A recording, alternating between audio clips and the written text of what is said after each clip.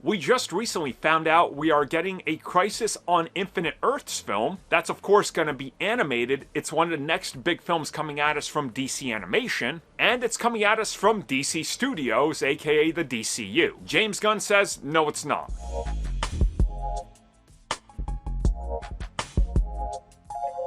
So yeah, this comes at us from James Gunn. He went out to debunk all the confusion. Again, when they announced that film at San Diego Comic-Con, we found out, okay, it's part of DC Studios and the DC Universe. The branding is all over it, right? There's the logos, here we go. I don't know how they're going to do this, but we know that going forward, DC Animation is part of the DCU. Well, James Gunn came out to debunk this and all the confusion, saying, actually, that was an error. We fixed it. Next time you see the branding for this and when they start pushing it, this project is not part of the DCU animation line and it's doing its own thing. Okay?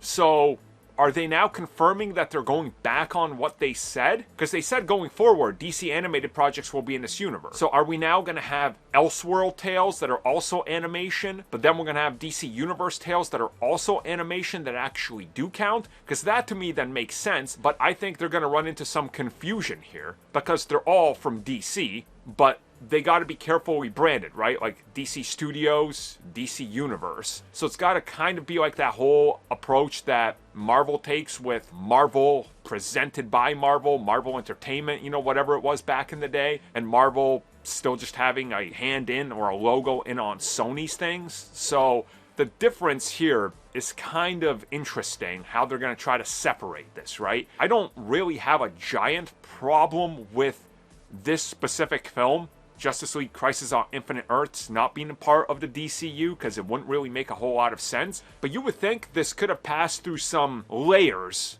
of decision making to avoid this confusion. I'm glad that he debunked it and said, no, it's not part of this universe, but this should have never been an issue. Isn't everything DC going through him and Peter Safran? So how did this get through? Unless we're already starting to see miscommunication, which isn't a good indicator for the future.